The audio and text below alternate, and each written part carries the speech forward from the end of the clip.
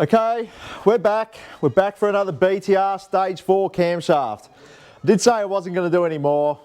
I'm just not going to bother anymore. I'm going to do more. I'm going to do as many as I can for as long as I can because they're just so good. They work so damn good that you just cannot do enough videos on them. So here we go. Let's talk about this car. So Dylan's VF Series, VF Series 2 Commodore. So it's got a manual transmission in it, stock bottom end. The car has a VCM Performance 2300 Supercharger kit using their infill panels. It does still have the baby 1.75" headers and a twin 3-inch system. So this had a Camtech camshaft in it previously. It's a very old combination. We did this a long time ago, which is a 224, 232 and a 116. And basically now we've just literally pulled that out, put the BTR Stage 4 camshaft into it and packed that up with a set of Blackwell CNC cylinder heads. And yeah, check it out. How absolutely good is this? This is like just, I don't even know what to say. It's that good. 507 kilowatts before, 821 Newton meters. Now 605 kilowatts, 837 Newton meters. Now, yes, the Newton meters are not that much more. And well, clearly because we are RPMing it. And as you'll see in the last videos I've done, as you increase RPM, torque will drop. To make torque, it's always in the bottom end. So I've done another video talking about that. But and you will also notice too, we're a little bit down on torque and power versus the other camshaft. So the Camtech is probably slightly a little bit better on the bottom. I did, however, intentionally pull the tune back a little bit because I'm trying to save this bottom end. It's a stock bottom end, stock rods, stock bolts. I don't want to splat this thing all over the ground. So I'm trying to minimize the amount of torque we're making the lower RPM ranges to save it. You know, once we build an engine, I'll throw some timing at it. The power figures will come up probably just a touch more than what it was. But yeah, so for those people who do see this and do question that, yes, I know it's down. I've intentionally dropped it. But let's talk about the top end. So yeah, I'm revving this to 7,800. Yep. It's crazy, stupid, reckless, bad decision, could have blown the engine up. Absolutely, yes, I could have. And I know what I was about to do. So lucky for me, Dylan is a top bloke. He understands it, he gets it. He wouldn't be doing it if he didn't get it. But for the sake of an awesome YouTube video, I'm going for it. I'm just running the gauntlet and just send it. Dylan won't give this car a hard time on the road, so I actually believe he won't have any issues with it. But yeah, did I have my feet pulled up? Yeah, when I was doing the run, yeah, they were. And nobody wants to blow an engine, and yeah, when they go, they make a mess. So yeah, turning the engine that hard is absolutely mental. But you can see what it's capable of. You know, throw some good rods and pistons in it, and you know, you'll turn this to 8,200 all day and it will sing. It is so damn good. I'm just absolutely impressed. And you know, let's have a look at this. So this is the boost line, this is the torque line. It doesn't really need to be there, but this is the boost. So with the smaller camshaft, we're seeing a peak boost of 10 pound and then finishing off with about 11 pound in the top. Now with the new combination with the BTR cam and the Blackwell cylinder heads, we haven't changed the pulley at all, and you can see we've now consumed up that air. So boost is obviously a measure of restriction, and as you can see, we've removed the restriction, and yes, well, the boost is now lower, and we're making more power, so that's great.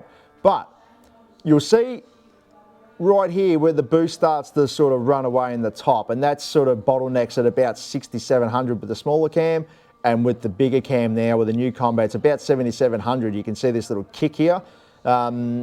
A lot of people, like especially the Miamis and the Coyotes, you can actually remove that when you play with the exhaust cam, with the actual camshaft, sorry, the intake camshaft on that particular model. But if we could play around a little bit more with cam timing or have a variable cam timing, we could possibly minimize the amount of that, but a lot of that does have to do with that we are finding a point of restriction within this combination. So whether it's in the throttle or the exhaust side, as you can imagine, like the air's coming in with the supercharger, it's going through it all, there comes a point where you can no longer consume it, and it bottlenecks. And because we're reading the boost in the manifold, you know, you can think the air starts to push back. and that's when you get that bottleneck in the very end. So it's a very good telltale sign with anything boosted.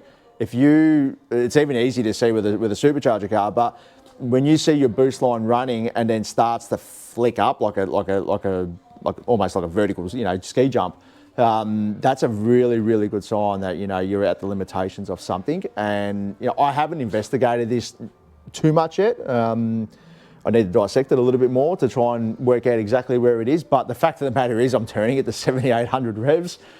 Stock bottom end. There's a few variables here that come into play, but yeah, how good is the camshaft? It's so good. 98 octane fuel.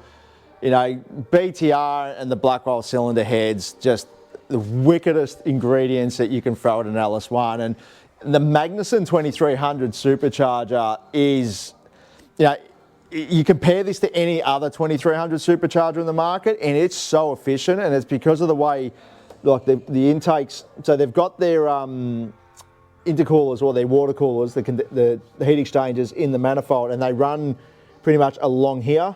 There are two of them, so it's a really, really efficient supercharger design. The air actually comes out, it goes up, then scrolls in the lid, and then comes down through the heat exchangers and a straight hit into the actual cylinder heads. Now that works so good. That's why these 2300s make some pretty fancy numbers, and they are so good. I'm gutted that they're no longer available. So Mario, if you are watching this video, or anyone from VCM Performance, they're a great team. I love them guys there, but bring the 2300 back, please. It's a really, really, out of the box, it's awesome. 6PK belt. This still runs a standard drive on the bottom, and I think it's a 75 or maybe 80. Don't quote me, I can't remember now. So there's no belt slip in this combination. It really is out of the box a top-notch, very well thought out blower kit. It's really, really good, and I get just as much a hard on for these 2300 Magnusons as I do for the BTR Stage 4 camshaft. So, between these three items together, it works absolutely awesome. And if you look at it building something, for 98 octane fuel, you really can't go wrong. A lot of people are making these sort of numbers on E85, E85 is a great fuel, but, has its limitations as well. Convenience is probably the biggest one. But as far as fuel pump goes, this runs the SQP Vaporworks style fuel system in the back, and that is like primo. That is such a good system, and it just keeps fuel pressure bang on, 4 bar. It just holds it there, solid as. But yeah, look, I hope you enjoyed this video. If you've been following along and you've seen all my other previous videos, I've done that many of the BTRs now, that you will start to see there is a bit of a pattern here. I'm never really posting the same stuff over and over. When I find a new combination that's different and it's exciting, I like to share it with people, because there's so much crap information out there in the world of the internet that a lot of people get misguided, and the misguidance leads you to just spending way more money than you need to. Yes, this is expensive stuff to play with. It's not cheap, but if you do it in the correct order and do it right, you can minimise the unnecessary spending and changes that you need to make to things. So for this setup, it looks basically OE style. It's a very basic setup when you think about it, and it's making just as much power as most big top end sort of build E85 combos are making. So stick a good bottom end in this, just rods and pistons. Forget about putting cubes in it. Doesn't need any cubes. Leave it as it is. If anything, I'd probably like to see it de-stroked and then spin it a bit harder. I think it'd actually be quite impressive what you'd see out of that. You'd lose some torque, but yeah, it won't matter. But yeah, keep it as the LS3 with the cylinder heads, this combo and the camshaft. It's just a wicked ingredients that will just put a smile on your face for days. And yeah, I can't say any more how good it is. So, but anyway, guys, I hope you did enjoy this video. I hope I've covered everything I can. If you can find me a better camshaft, please, put it in the comments. I'll check it out. But at this stage, I feel like this is the only cam that you ever need to think about for a blown LS. Thanks, guys. Thanks for tuning in. See you next time.